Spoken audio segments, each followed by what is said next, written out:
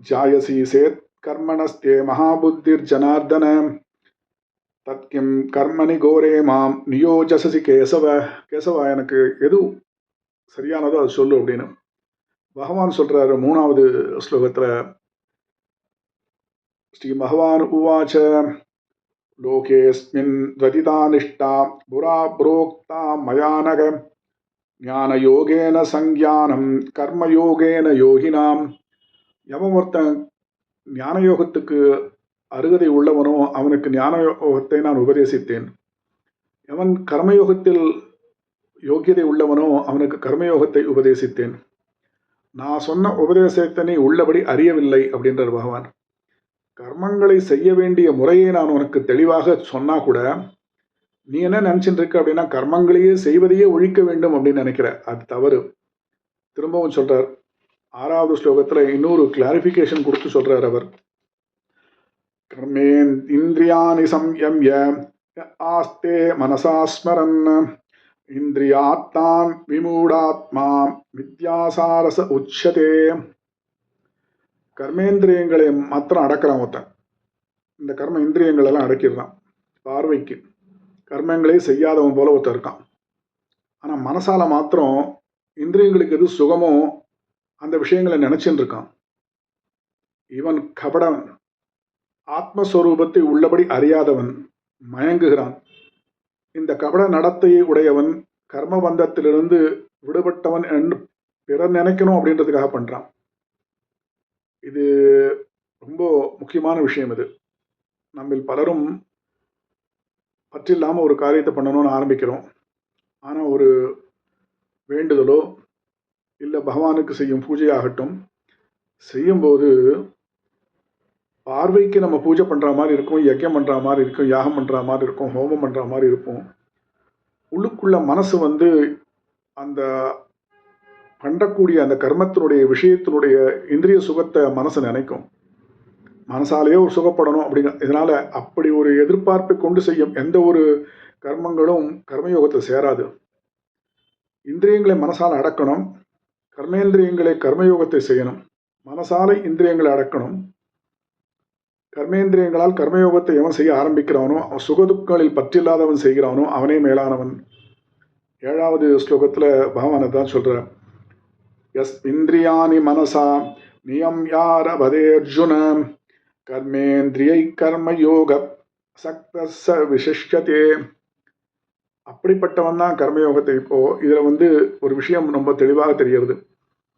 நாம் செய்யும் எந்த ஒரு பூஜையாகட்டும், தானமாகட்டும், யோகமா என்ன ஒரு விஷயத்தையும் எதிர்பார்ப்பு இருந்து செய்யக்கூடிய எந்த ஒரு கர்மை நாம கர்மயோகம் செய்யலை அப்படின்றது தெரிகிறது.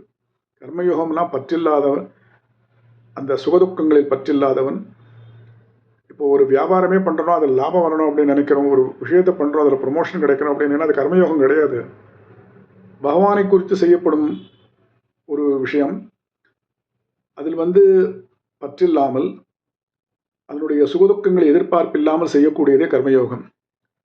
அடுத்ததாக 13வது இதுல தேவதைகளை பற்றி பகவான் சொல்றாரு. இந்த கர்மயோகத்துல எந்த தேவதைகள் குறித்து செய்யப்படும் யஜ்யங்கள்ல அவர்களுக்கு நிவேதனம் செய்து மிகுந்ததை பூஜிக்கும் சாதுக்கள் சகல பாபங்களிலும் விடுபடுகிறார்கள் அப்படின்றது.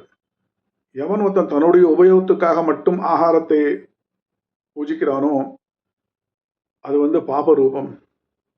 அன்னத்தை பத்தி இன்னும் சொல்றார். அவர் இன்னும் அழகாக சொல்றார். 14வது ஸ்லோகத்துல அன்னாத் பவந்தி பூதானி பர்ஜன்யாதன்ன சம்பவஹ யக்யாத் பவதி பர்ஜன்யோ யக்ய கர்ம சமுத்பவஹ. சகல பிராணிகளும் அன்னத்திலிருந்து உண்டாகிறது, அன்னம் மழையிலிருந்து உண்டாகிறது, மழை யஜ்யத்திலிருந்து உண்டாகிறது, அந்த யஜ்யம் கர்மத்திலிருந்து உண்டாகிறது.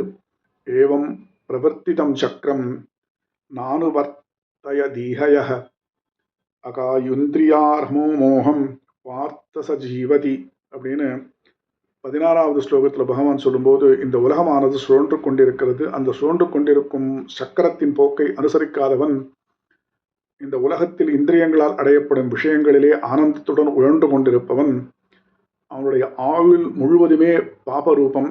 அவன் உயிரோடு இருப்பதே வீண் அப்படிங்கிறார்.